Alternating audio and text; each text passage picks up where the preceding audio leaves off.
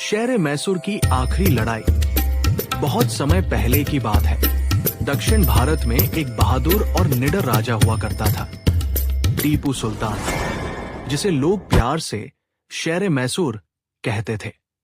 अंग्रेजों की बढ़ती ताकत को रोकने वाला वो अकेला भारतीय राजा था जो अपने देश की आजादी के लिए आखिरी दम तक लड़ा। टीपू सुल्तान का महल श्रीरंगपट्टनम में था।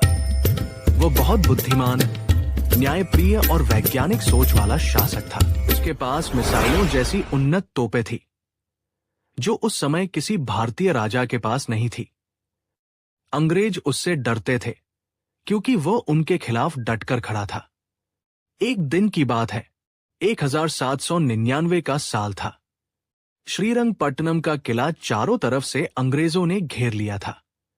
अंग्रेज चाहते थे कि टीपू सुल्तान आत्मसमर्पण कर दे, लेकिन उसने साफ इनकार कर दिया। उसने कहा, शेर की एक दिन की जिंदगी गीदड़ की 100 साल की जिंदगी से बेहतर है। रात भर किले में युद्ध की तैयारियां होती रहीं। जब सुबह हुई तो मैदान में एक भयंकर युद्ध शुरू हुआ। तोपें गरजने लगी, तलवारें टकराई और आसमान धुएं से भर गया। टीपू सुल्तान अपने सैनिकों के साथ युद्ध के मैदान में डटकर लड़ा।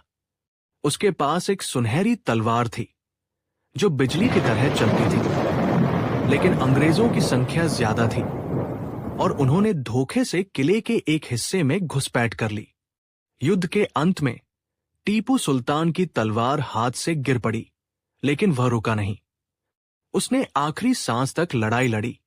जब उसकी मौत हुई तो अंग्रेज भी उसकी बहादुरी को सलाम किए बिना न रह सके। कहानी का अंत। टीपू सुल्तान तो चला गया, लेकिन उसकी वीरता की कहानियां आज भी भारत की मिट्टी में गूंजती हैं। वो एक ऐसा राजा था जिसने अपने देश की आजादी के लिए जान दे दी, लेकिन झुका नहीं। शेर मैसूर आज भी लाखों लोगों के दिलों में जिंदा है।